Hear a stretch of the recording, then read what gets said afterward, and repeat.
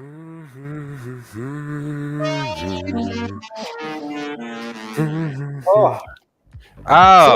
You're all here. So nice to have you all here when Bitcoin's breaking 45,000. We should Who called just the Avengers, brother? Who called them? Huh? I called the Avengers. 45K break. Are you ready? Let's do it. Let's do this. 1, 2, 3, go. If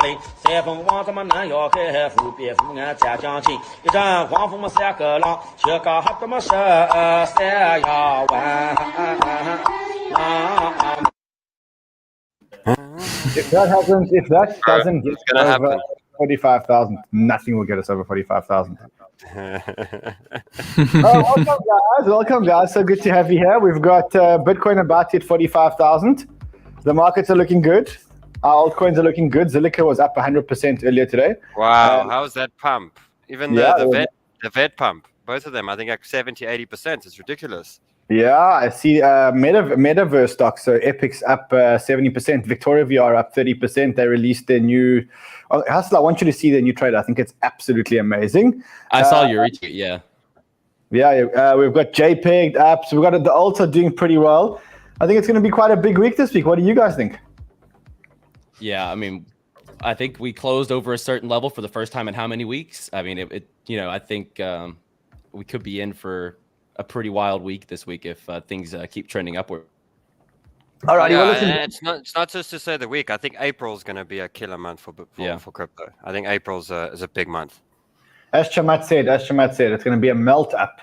April and May are going to be a melt up, and then he says sell in May and go away. So that's pretty much what I think is going to happen. Anyway, let's get everybody out of bed. Like, subscribe, especially because we are doing a Sunday stream, and when we do Sunday streams, no one knows we're actually here. So if you don't like the content, people won't make it. Let's do this.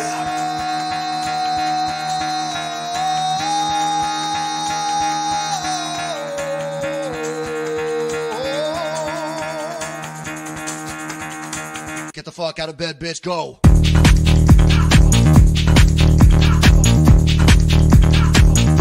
Get up, and then they got go.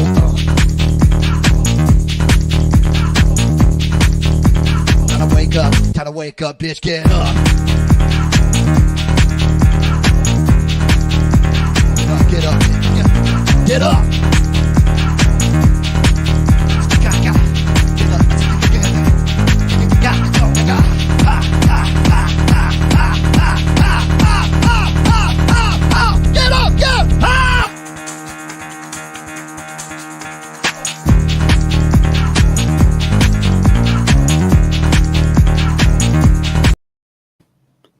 Oh, it's just me. Look at this, guys. I do have an announcement. I am officially now a Bitcoin Maxi. After the Friday stream, I'm officially converted. I must say, Sailor worked his magic. What a stream! What a stream! That Friday, I must say, I think that Friday stream that we did, that Friday stream with Mark Yusko, Michael Saylor, is going to be one of the best crypto streams ever made. From that moment, I've had people sending me messages saying that they're starting to buy Bitcoin. I told our investment team that from now on, 100% of our profits go into Bitcoin. Nothing goes into fiat. It is, I mean, there's a lot. That stream was one of the most, I guess, one of the biggest streams I've ever done in my life. And I've done a lot. I had no Bitcoin. I had 0 Bitcoin before that stream, and now I must say I'm actively looking at accumulating just because I think it really reinforced the importance of where we're sitting, and also really what we're in this industry for. I think a lot of us get swept up with the altcoins, and it's an amazing way to make money, but if you want to keep wealth, Bitcoin's still the best way to do it. Yeah, I mean, there's one part here which I want to try to see if I can find it, because that was huge. It was absolutely huge. I'm going to try to find it. Give me a second. I can't lie. I woke up at the GDC, completely focused on gaming out there, and I had to watch that show. I was completely blown away, and even I'm thinking about having to start accumulating Bitcoin as someone who hasn't been. So, you haven't got Bitcoin, that's all. No, you know this, Ram. We've talked about this over and over. I have a lot of Ethereum. I have a lot of Avalanche. Luna. But then from there, I really. Right now, I'm deep into play to earn, and I have my gaming alts, but I really have my top holds. You guys saw that up in Gala, stuff like that. Listen to this. If you didn't see that, let's have a look at it here. 2 quick final questions for you. One, I couldn't get through an interview without asking about crypto, but in particular, Russia just said that they would accept Bitcoin as a payment for their energy resources. What does that say to you about where we are in the crypto conversation? Well, crypto is obviously grown by leaps and bounds, and it's now playing a significant role, not really so much in transactions, right, but in investment decisions of lots of Americans. And the president just issued a couple of weeks ago an executive order tasking us and other agencies with thinking about the regulation of crypto. I mean, you're less skeptical about it than in previous. I mean, we've been talking about it together for a long time now, and I think you've had a skepticism about crypto technology. I have a little bit of skepticism because there are, I think, valid concerns around it. Some have to do with financial stability, consumer investor protection, use for illicit transactions and other things. Right. On the other hand, there are benefits from crypto, and we recognize that innovation in the payment system can be a healthy thing.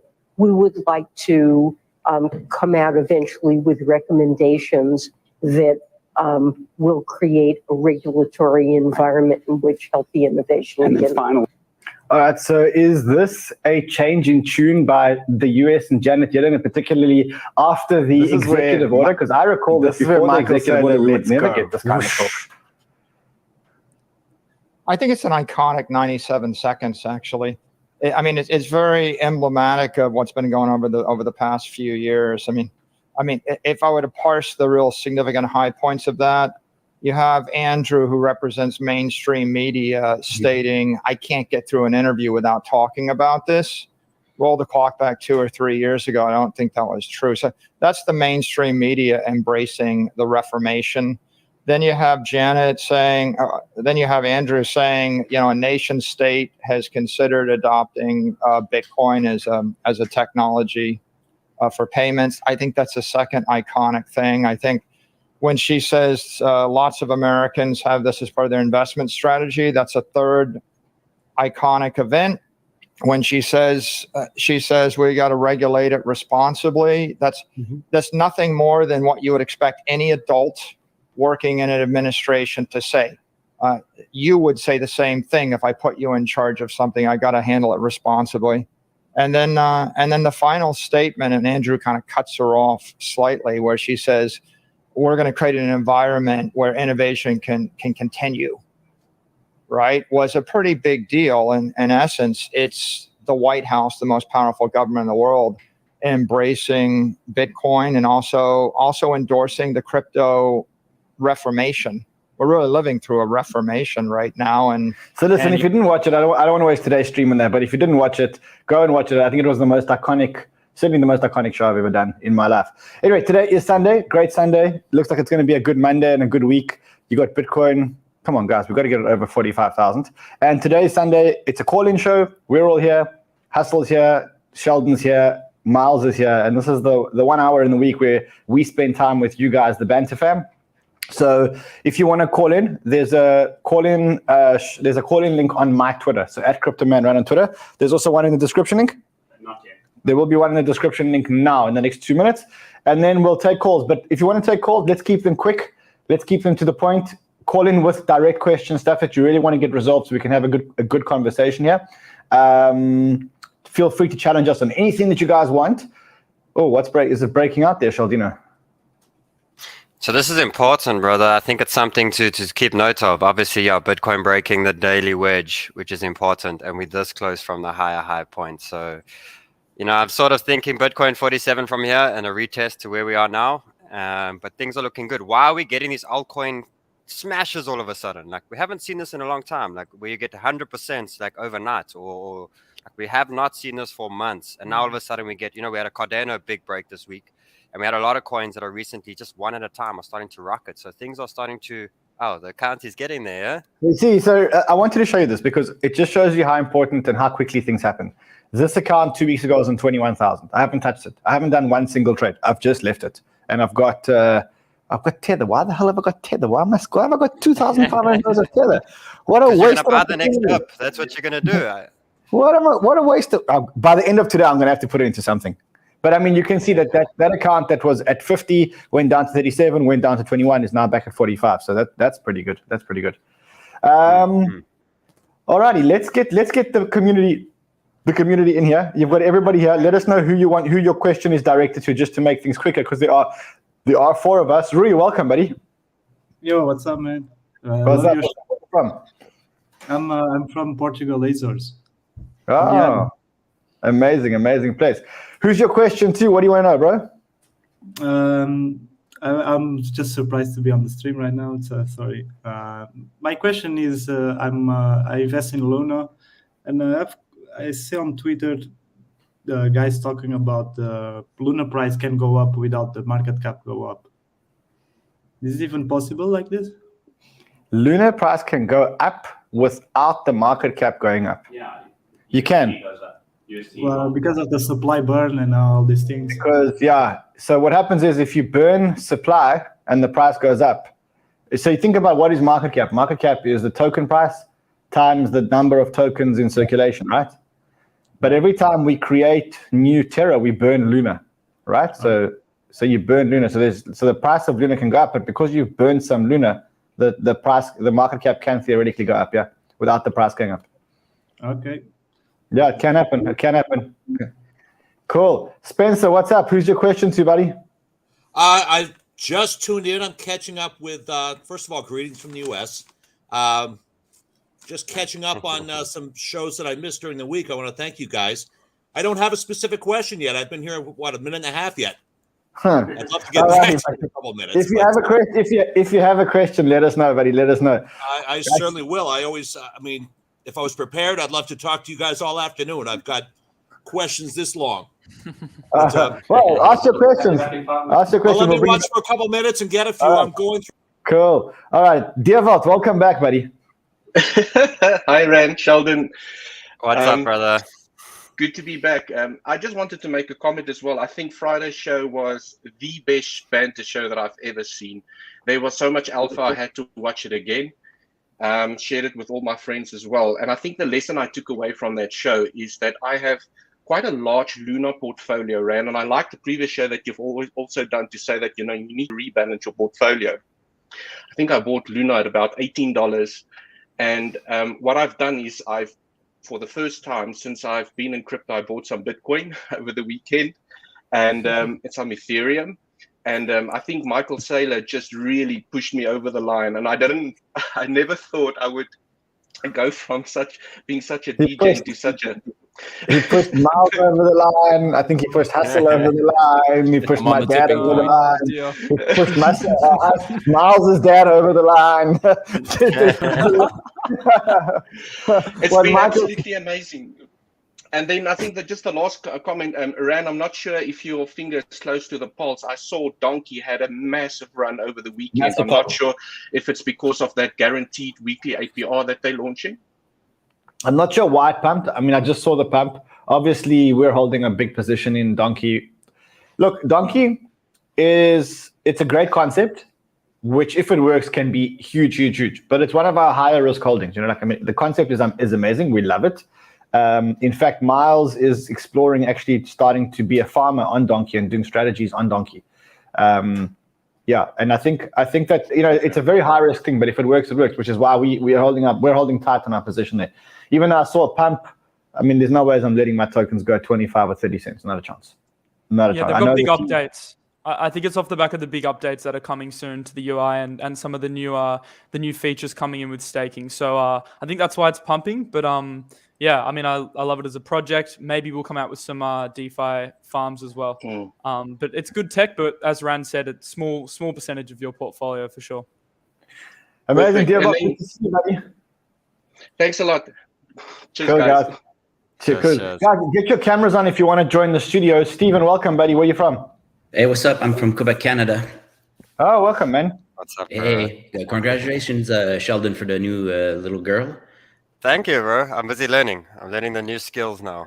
Steven, is Canada, are the people as upset with the Canadian government as the crypto community is?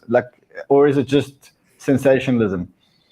I think it's mostly just on the crypto side, Because I speak to a lot of people about it, and mostly I don't hear anything about it. Okay. What's your question?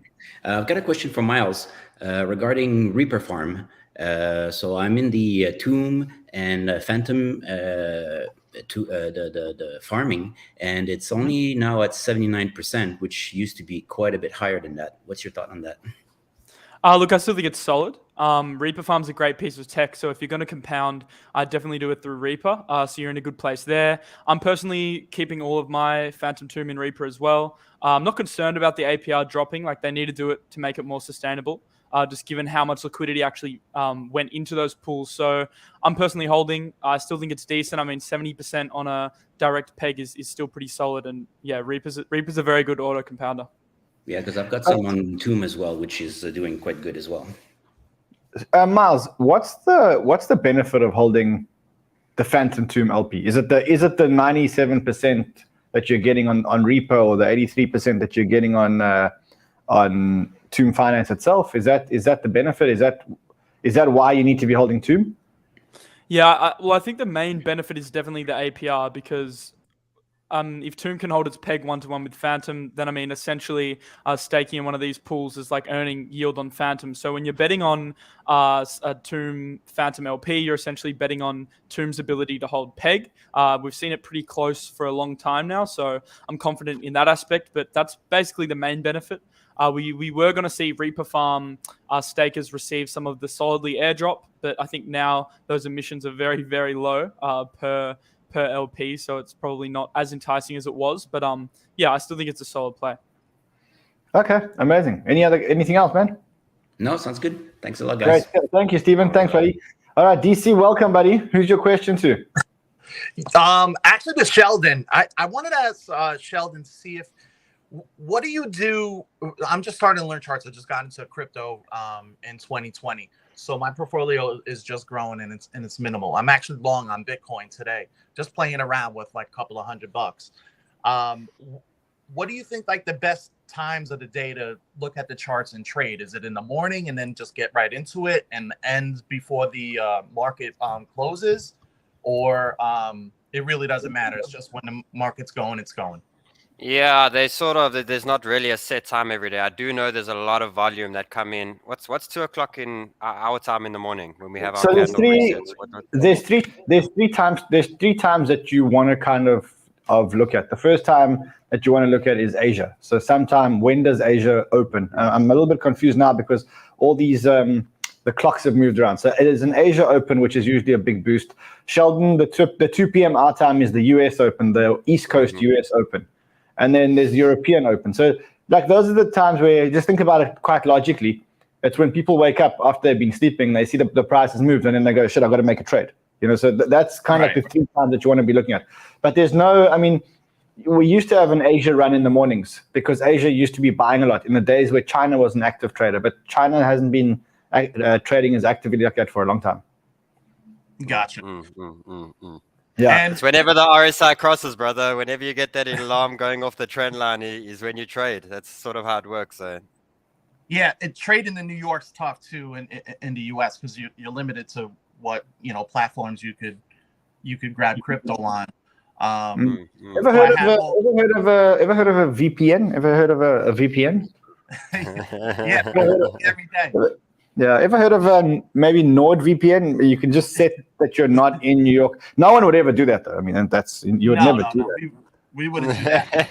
You would never do that. You'd never do it. But I mean, look, I tried Kucoin, but it was like I needed a college degree to figure out how to make a trade on it. So I lived in New York, and I mean, I didn't do this, but a lot of my friends did this. But they signed up to Kucoin because you can withdraw one BTC without doing a KYC. And a lot of them used VPNs. I mean, I would never use a VPN, but I mean, a lot of them used VPNs. Personally, I don't think anybody should be using a VPN, but a lot of them did, Just saying that it is possible. It is possible. I actually do have, I did sign up for the VPN when you guys first put it out a couple of months ago. Yeah, I mean, you got to have a VPN in crypto. If you don't have a VPN in crypto, you're gonna get hacked. Do you guys have a show in the past on how to trade on KuCoin or no? Good idea. We'll do one sometime soon. That's a good idea. That'd be On cool. all the exchanges. We'll Yep. do it. We appreciate you guys, man. Thanks a lot. Appreciate it. Cool, buddy. Pleasure, brother. Wow, we got so many people here. Let's see who's next. Who's next? We got Devet. Devet, hey, buddy. Yeah, how's it? How you guys doing? What's Good, up, man. bro? I just wanted to ask a quick question. This is, I don't know if it's Miles or you, Ran, on Sunny Aggregator. I basically staked all my Saber on Sunny and then earning Sunny. Is this a good platform to be doing this on? That's just the question. Sunny's one of the best aggregators on Sol. Personal experience. I mean, I use some of their pools when I'm staking on Sol, so I do like it. If you're asking whether you want to hold the token, I mean, it's a very, very high risk token. So I'd probably be compounding back into Sol. That'd be what I'd be doing with my rewards, or back into the base LP. And you can keep a little bit of Sunny because I know there's good staking rewards on the token itself. Yeah, because basically what I did, I just took Saber and staked, basically converted all the Saber and staked it on the main platform, and then earned Sunny. So yeah, I mean that's a decent play. I mean, Sunny is it's still one of the best aggregators on Sol. So it's solid. The APYs have dropped quite a bit though. It's still pretty good. It's varying from 250 to 300%. So it's good. I mean, look, it's good. We're disappointed in the price only because the team has certainly delivered, and the platform's an amazing platform. The price has gone down. We invested much higher, but we're holding it. We haven't touched our position.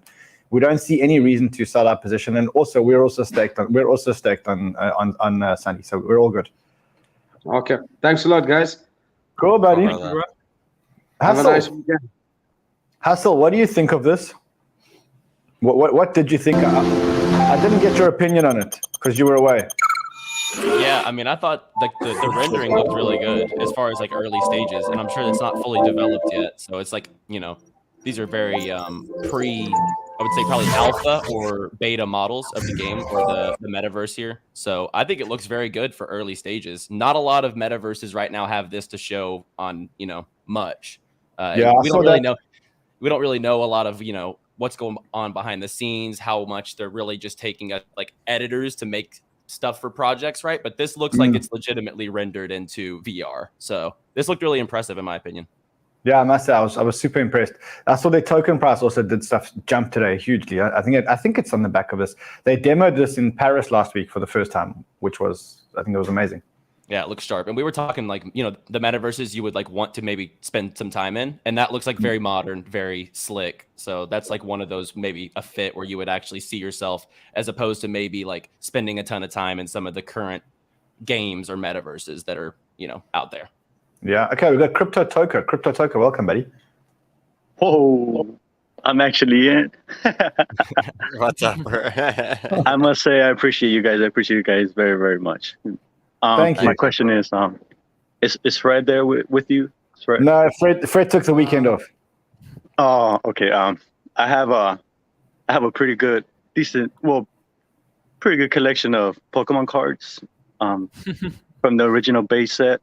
I was wondering if it would be smart to flip those into Bitcoin now or wait on those a little longer, because I know it's only the 25th anniversary and those things, I mean. I own some base set. I own some base set. I have a few of the commons, PSA 9, so I got I think a Charmander, Pikachu. I don't have a Charizard. I've got a few hollows, so I've got a few as well. I don't know. It's hard to advise that, man. Like, who knows what'll happen with these cards? They are highly, highly speculative, though. So if you view crypto risk at a 70 out of 100, Pokemon's like a 99 out of 100. So, I mean, if you're holding a large percentage of your portfolio in Pokemon, I mean, yeah, selling for Bitcoin could be a prudent move. Don't get me wrong. I do have a good portfolio in Bitcoin. I've been investing since 2015. I was just wondering because I do have 2 of the Holy Grail cards, the Charizard cards. Oh, wow. And they're done, brother. I know, and I wouldn't sell those, I don't think. That's definitely hard to advise. I'll sell the other ones, but I wouldn't sell those.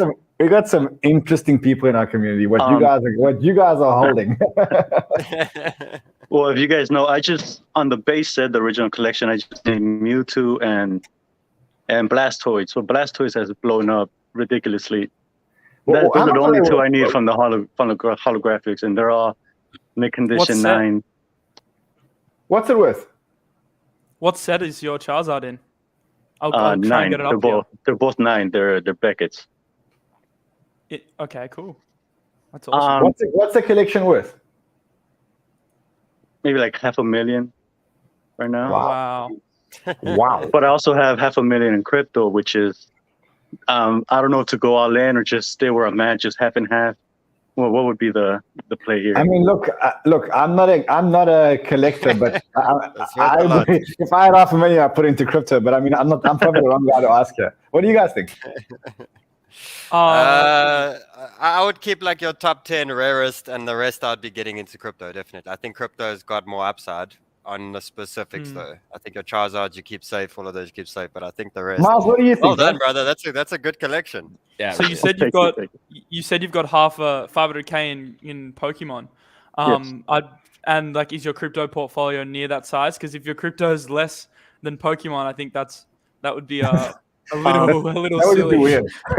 No, they're about the same right now. They're about the same. Oh well, man, I'd be putting 250 into crypto and keeping $250,000. Personally, not financial advice. That's what I personally do. Yeah, I would split it up between a little. I would swing the scale from half and half to a little more weighted towards what Miles saying potentially. Hypothetically. Appreciate you Thanks, guys. buddy. All right, we got Diamantos. Is that right? Oh yeah. Hi Where you guys. from?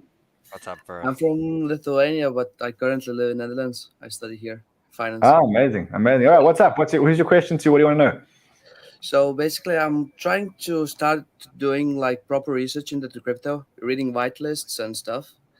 But I find myself a little bit lost in those ecosystems, and I thought maybe I would like to ask you guys, from which ecosystem would you like? It would be best to start doing DeFi and farming and maximizing your gains on that coin, because there are many ecosystems, and I kind of find myself lost which one to believe in perspective of DeFi, especially. Well, I gave this advice last show. Someone asked me the same thing. And what I said to him was I would be spreading it out across some of the best EVM chains and some of the major chains as well. So you're obviously looking at Fantom, AVAX, Solana, maybe even like a Harmony One, and just like picking 4 or 5 of the top chains and then getting involved in maybe one strategy from each.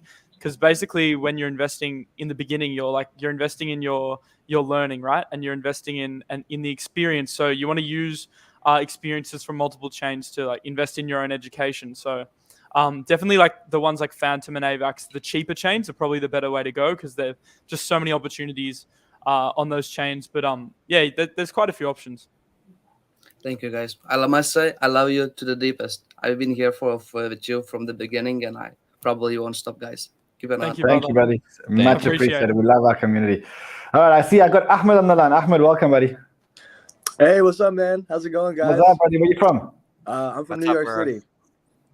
Nice. Man, it's a pleasure to be on here. You guys are all legends, for real. Honestly, I've learned so much from you guys, so really appreciate everything you guys do.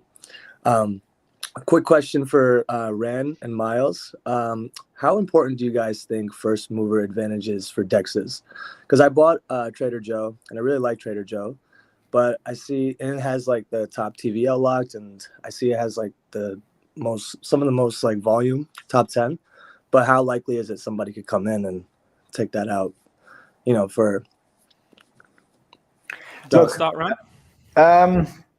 It's a good question. It hasn't happened before that a big, or I don't know if it hasn't happened ever before, but it's very rare for the first DEX, the one that gets all the network effect, to be displaced by a smaller one. So, I mean, even with whatever happened with the Sushi Swap and the Vampire Attack and Sashimi and all the folks, Uniswap's still Uniswap and it's still king. I think if you look at the Luna ecosystem, you got Astroport. Astroport replaced, or didn't replace, but I think it's probably bigger or going to be bigger than TerraSwap. But I think that was kind of like by agreement. I don't think that's it. I also invest in Joe. I'm an investor in Joe. My entry price is way higher than the price that we're in now, to be honest. But I'm bullish on it because I'm bullish on the Avalanche ecosystem, and I think that Trader Joe now with the new tokenomics is probably the best place to be. Miles, what do you think? I'm actually doing a show tomorrow on Joe, so that'll be in like 12 hours. So we'll cover I'll cover everything about that. It's still by far the best DEX on Avalanche, best staking. So that's coming tomorrow. But I will just say, just look at history, man. Look at Fantom. So Spooky came out first. They're still by far the top DEX. Look over on Sol. You obviously have Radium, still like the major player there, and you also can look across Luna like Astroport. Look at Ethereum, Uniswap. Like usually the first major DEX that comes out can really retain market share for a long period of time. Obviously, there is examples of competitors coming in and overtaking, but usually first mover advantage is pretty significant, especially on these larger chains. Awesome. Super helpful. Yeah, I appreciate you guys. Thank you so much. I'm watching Sheldon draw train lines from the studio. I think we should all be watching the same thing. All right, next one, Varun. Welcome, buddy. Hi. Where are you from? Nice to see you all. I'm from Nice India. to see you. Where are you from? Yeah, I'm from India. I'm your big fan. My kids are also a big fan. They want to say hi. What's up? What's your question, buddy? Dream come true. It's like a dream come true for me. I've been watching your show since past 1 year, and I've gained a lot from your shows, and I've made my portfolio big. I bought Luna after your suggestion at $30. Nice. Well done. Nice. I was an early investor into Cardano, and I made a lot from Cardano. Then I sold Cardano, and at $2.50, and then I put it into Luna and Fantom. I'm a big fan of Miles and you, Ran, and I have like bought 60-70 tokens. I'm into doing all the DeFi strategies, into Avalanche, Trader Joe, into Fantom, Beethoven. And my question is, during the last bull run, when the prices were good, I bought like 50-60 tokens. I'm down on these tokens. For example, Thetan Arena, I bought at $12, and many other tokens. So I want a strategy to shift them because I'm really low on those tokens. What is the good time to shift those tokens? Is it the right time? Today. You know what I do? And Miles can give you his view, and maybe Sheldon and Hustle can give you their view. My view is, when I look at a token today, I look at it and I say, would I be investing in that token today? If the answer is no, then get out and put your money saying that you would be investing today. Because remember, the market doesn't have a memory. The market doesn't remember what price you bought your tokens at. The market doesn't really care how high the token was in the last bull market. So you've got to, and I know it's hard because we keep thinking that just because a token has been up at $10 and now it's back down at $1, we keep thinking it could go back to $10, but that's not true. That's rubbish. That's not true. And so my test is always, I look at my portfolio and then I say to myself, would I buy this token today at this price? And if the answer is no, then I sell it and I buy something that I would buy, because you got to be buying stuff that you believe in. Now, if you bought 50 or 60 tokens, I think you may have too many tokens in your portfolio, unless you're a VC investor and you're taking multiple small bets. That's something else. But if you've got 50 or 60 tokens in a portfolio, you've got too many tokens in your portfolio. Again, I say that if you're a VC investor, you can take 50 or 60 bets. But if you're investing in listed tokens, I would buy a whole lot less. I'd focus on the ones that I'm good at, and I would become an expert in those ecosystems. I'd become an expert. Yeah, that's what I did. I did sell my many tokens into Luna and Fantom. Still, I have like around 40 tokens. So I want to. What Rand said was spot on. Holding equals buying. So essentially, when you're holding a project, you're saying essentially that you'd be buying at these levels. In most cases, obviously, you have to consider tax as well. But yeah, in most cases, holding equals buying. So if you think there's a better opportunity, then the law of opportunity cost suggests you should be moving over to something you actually believe in. Yeah. I have a good position in Luna. What do you think of Luna as a coin? Where do you think the future? I love it. I think it's going up. I mean, I love it. It is my biggest holding today. I think Luna and Fantom. Fantom is really good. Yeah, we're both good. All right, listen, we're struggling to hear you, so thank you for calling, buddy. Much love. All righty, we've got, let's see who else is in the studio here. We've got so many people here in the studio. Daniel, welcome, buddy. Hey, hello, Banter fam. What's up, bro? Hi, well, I'm from Barcelona, but living in Germany, and here are my two questions. I did enter in Zilliqa and MATIC really early, and I was thinking to swap it to Solana and Arweave, which I don't have many coins. So I don't know. From MATIC, I think I have to keep a little bit, but Zilliqa, I'm doubting because it's coming a new event now in the 2nd of April and so on. So what do you guys think? What do you guys I'd go do? 50-50. So I'd be selling 50% of my Zilliqa and adding more to the Arweave and that positions, definitely. Zill's just done 100, I think it's done 200% in the last. And usually when it goes so fast one side, we're going to come down quite a bit the other side. It's usually sell the event sort of news. So remember, you always got to ladder out your winners and start stocking up on the next ones. It's just a way smarter thing to learn. And I think we've all learned that in the last year. So my question to you is slightly different. My question to you would be, how long do you plan on holding these tokens? I mean, my long-term tokens are really close to your ones, but I don't have any Arweave, and Solana I have around 180, and I think I need to increase a little bit more because my do you believe in Zilliqa? Do you believe in do you think that Zilliqa is valued? I don't know because it's coming all this metaverse stuff in there, so I have a bit doubts. So I don't know. Okay, so look, I must say I don't hold any Zilliqa. I have nothing against the protocol. It's just not my favorite protocol, so I don't hold any. And so I don't know. For me, I hold Solana because I think it's safer and better. But don't forget, Solana's got a market cap of $30 billion or $35 billion. You know, and Zilliqa's got a fully diluted of $4.7 billion or something. So Zilliqa has a lot more upside if it works. Yeah. Yeah. So I will flip then 50-50, and for MATIC, you will do the same or not? MATIC's great. I like MATIC. I must say. I feel like MATIC hasn't run yet. It hasn't really. It's getting there, but it hasn't really had its. You know, you're waiting for that extreme move, and then you can start making those decisions. But if it hasn't moved yet, and you're swapping one for another that hasn't moved, then it's not really shifting much until you've really got that takeoff. Then it's time to say, okay, it's time to start rebalancing. But right now, you got two coins that are not doing much together. The Zill did something, so I'll do something with that. Yeah. But I'll be waiting for MATIC, and when MATIC gets the strong break, then you can make that decision. Don't you think though that if Zilliqa did something, it could continue to do something? Like, isn't like I know that most of the good bets that I've made at some point didn't look like they were doing very well, and then eventually turned. Like Fantom, you know, for a long time did nothing, and then it started to recover. And I would have kicked myself if I would have sold it at 10 cents or 12 cents or 15 cents or 18 cents.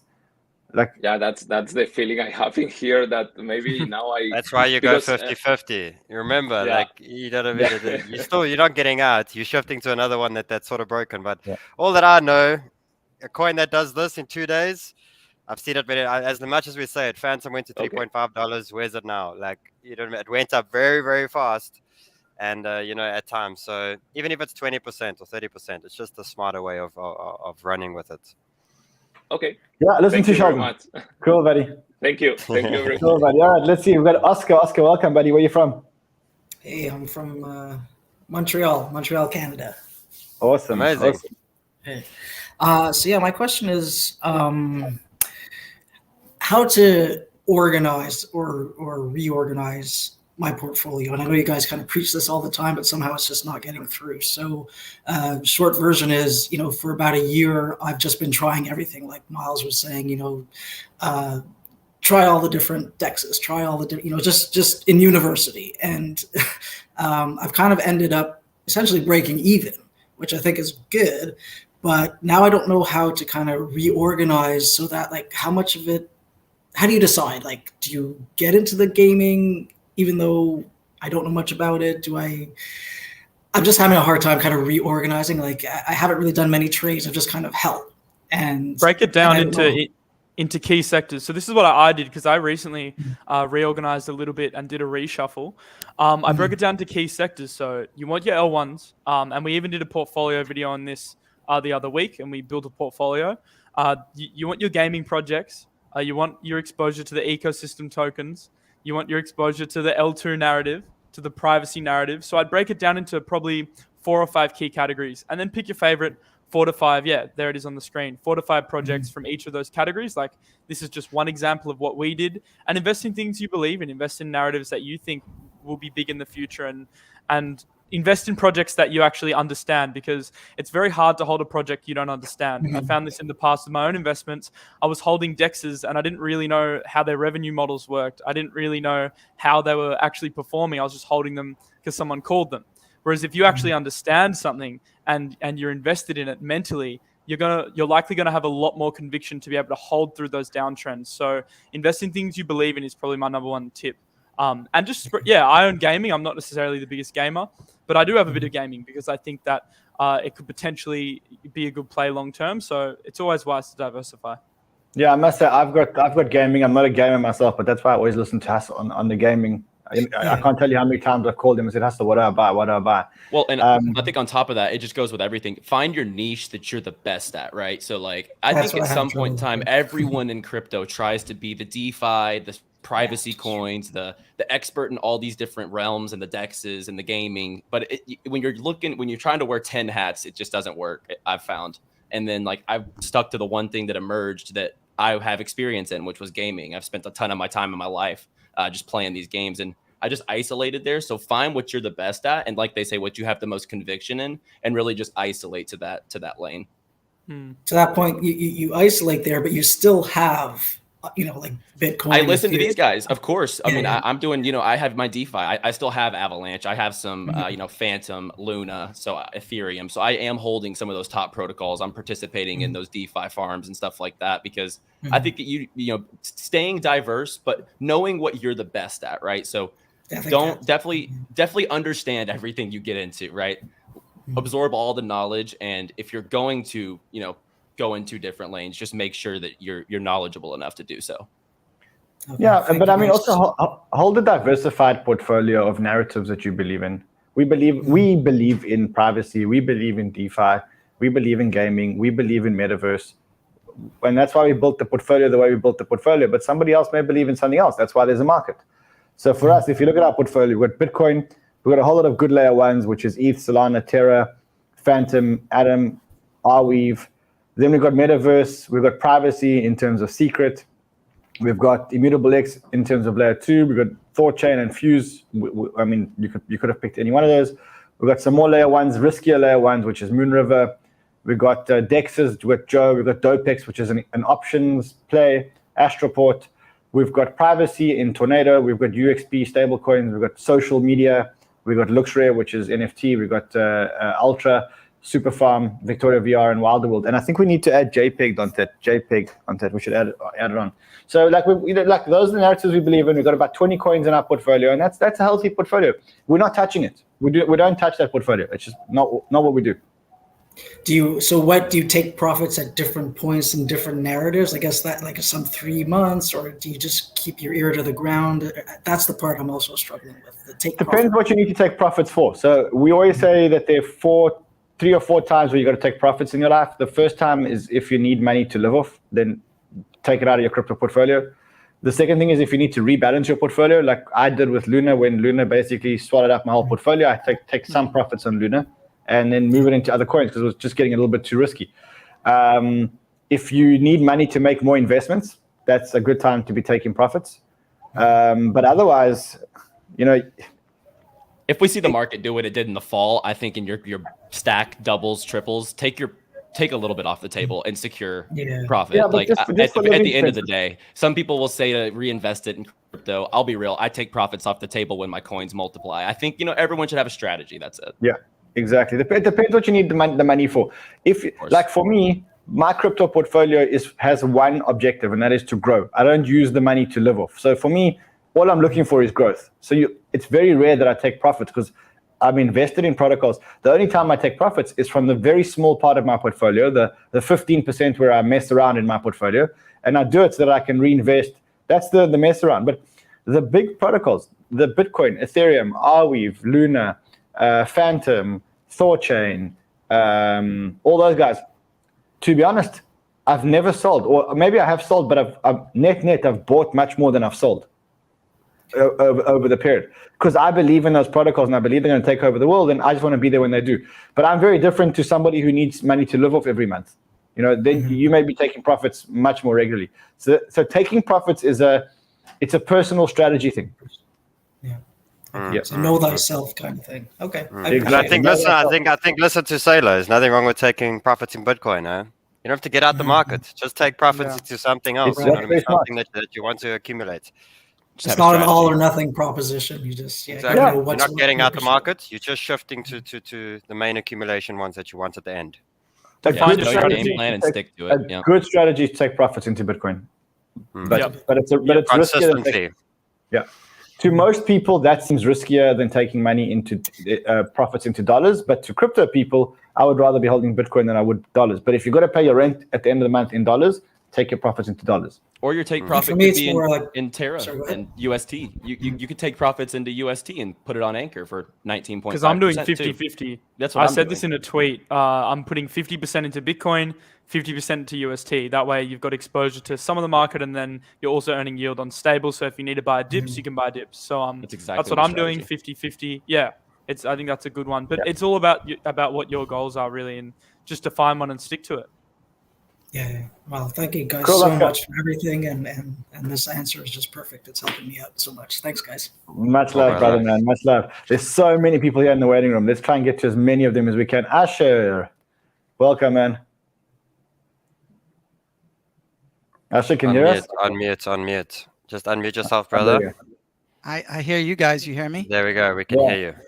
So just want to say hello. First of all, you guys just have changed my life. I mean, I've been listening to you for a year, and I just can't thank you guys enough. And just want to say congratulations to you, Sheldon, new dad. Thank you, brother. Thank you. Ran coming up soon, so coming up. I got 5, so you still got all the way to catch up to me. I'm not trying, bro. So my question is about a particular site called ETH2-activity. It looks like an Ethereum site. It's like Anchor. You put your USDT in. I want to know if any of you guys. It's a new site. It's only been around for a few weeks or a month, and I was wondering if any of you guys have heard of it, or I just want to make sure it's not a scam. I just did a Google search for ETH2/activity. It says ETH2 activity reviews 3 days ago. Website may be a scam. Yeah, so I read that, but it's not really. They don't really have a great reason. They're giving it a low score because it's a new website. Exactly. Like, I don't really invest in any DeFi protocol that hasn't been around for at least a few weeks, unless I know, at least a month really, unless I know the team and I've vetted the team. So it's just very risky. Wouldn't you rather miss out on a month of gains, but have the security that it's a valid protocol? Yeah, well, that's why I'm trying to check it out. I don't know how to get in touch with the team. So I'm asking you guys. You can try Telegram. Telegram's always good. Discord is always good. Every reputable project has a Discord or a Telegram, and get to know the team before you put money in it. I've seen too many people lose too much money in scams. Also, to be honest, I've lost a lot of money in scams. And when I started out, I gave one mining scam, I think it was 250 Bitcoin. I lost my money. Yeah, gone. It was a Ponzi. It just disappeared. 250. Did I just hear that right? 250 Bitcoin. Yeah. Say that again. 250 Bitcoin. It was a mining scam in 2016, somewhere around there. And Sheldon, you know all about scams as well, huh? Oh yeah. Gotta love them, eh? Yeah.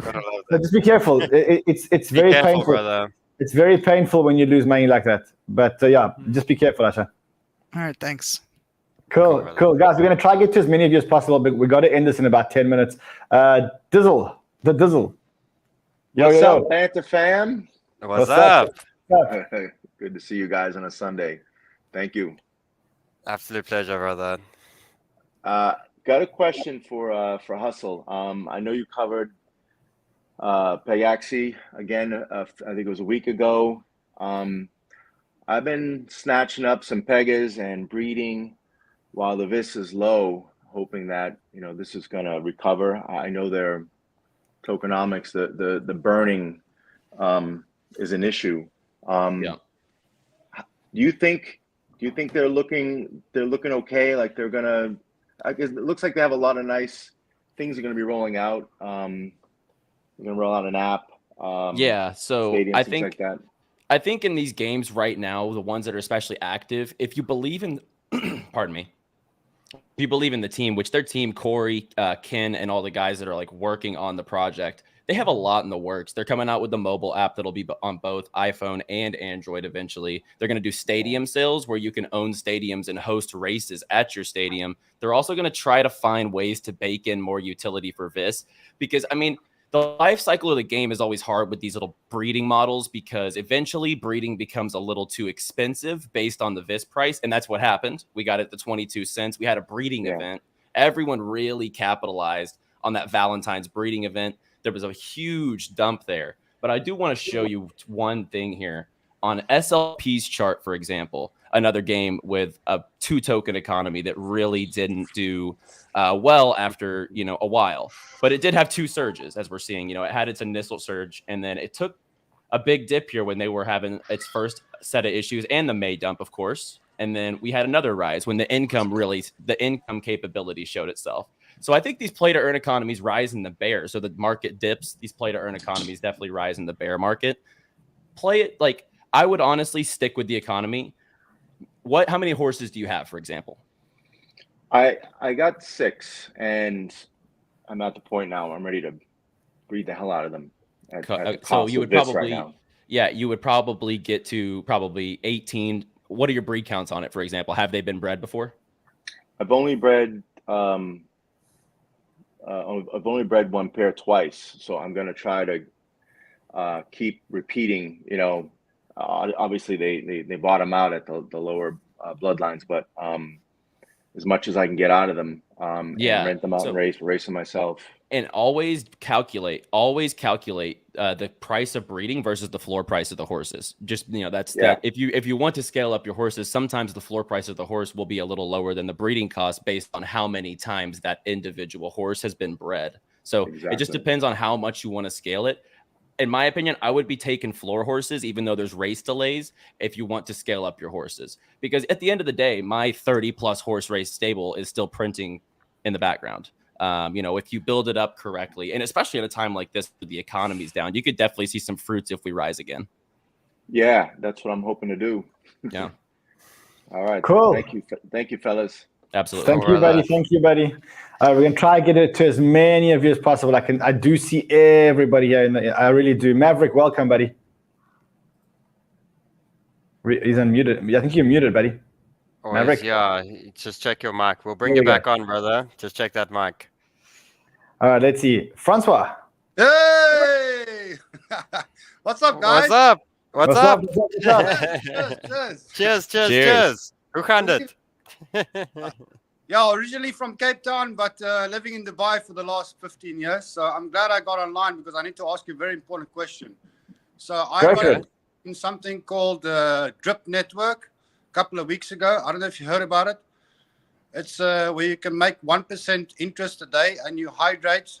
Basically hydrate every day, and it does compounded interest. Yeah. Yeah. Why do many of these around? Yeah.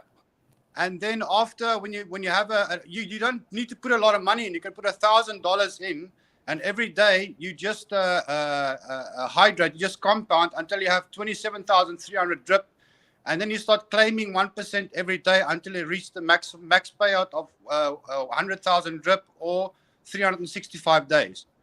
So. Yeah, and then they eventually close your account and you can never touch it. That's what happened to Do me me. a favor. That was the scam I got in. Do me a favor. If you can get your money out as quickly as possible. Please. Yeah, because they stop at some point. Do it for me. Please do it for me, please. That sounds terrible. If you can get your money out today. It's $1,000. I mean, it's not like I put $10,000, $50,000. Take the $1,000. Take the $1,000 out. Go and buy your girlfriend or your wife something. It's a way better investment than just getting 1%. I've heard this too many times. They're all the same. You're not buying fundamental value. You're buying into a Ponzi. You've just explained the Ponzi to us. You explained it to us. You were the guy who just explained the Ponzi to everybody listening. Like, get out. It's not processing transactions. It doesn't have computing power behind it. It doesn't have it's just a fucking Ponzi. Get the hell out of it. Yeah. Okay. All right. Well, I have a big, huge. I've been following you guys since last year. I think June or July. So I built up a big portfolio for myself, and I just dollar cost average. So I'm not taking out. I'm not trading. I'm just long term. So just get out of it. I don't know, Drip, but get out of it. Yeah, brother. Keep going. Keep doing. Cool. Let's try to get someone else in before the end. Let's try to do this. Andy. Hi, good morning, Banter fan. What's up? Good evening, bro. Where are you from? I'm from Singapore. Good morning to you, my friend. Yeah. Yep. It's almost 1. I'm from Singapore. Okay, so it's 1 a.m. Yep, about 1:30 a.m. Wow. Just to. Cool. What's your question? All right. First and foremost, congrats to Sheldon for being a new dad. Thank you, brother. I know Thank how headache it was. I mean, I know how headache it is because I have 2 myself. Okay, amazing. Yep. Can you hear us, brother? Do you have a question for us, Andy? Yep, I have. Just to clarify, if I have a portfolio. Yep, I have. We can hear you. That I've yet to actually split between the investment and the trading. What strategies should I actually adopt? So say that again, brother, just so I can get you. Just say that again.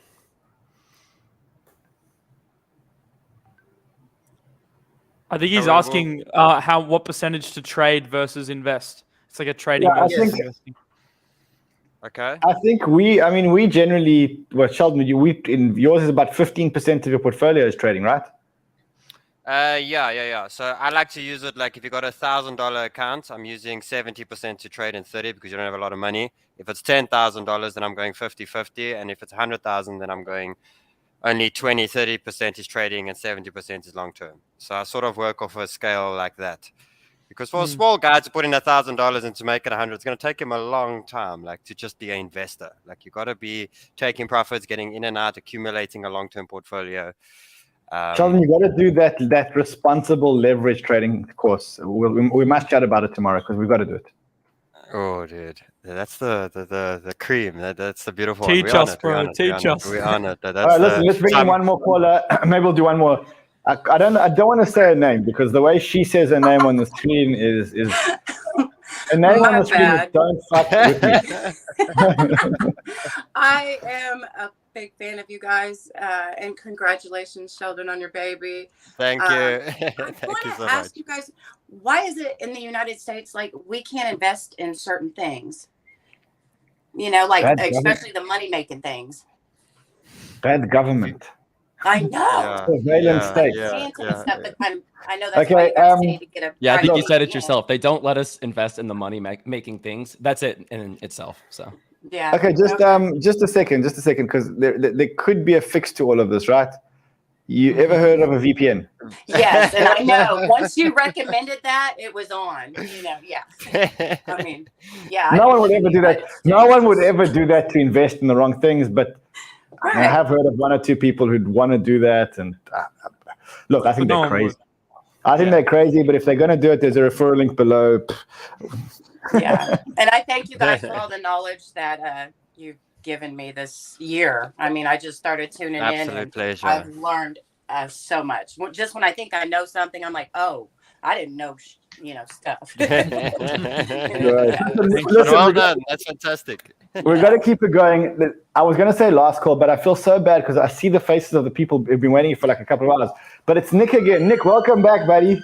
Hi, welcome back. Can you hear me okay? Yeah, we remember you. How are you, Nick? Excellent, excellent. I had sound problems last time.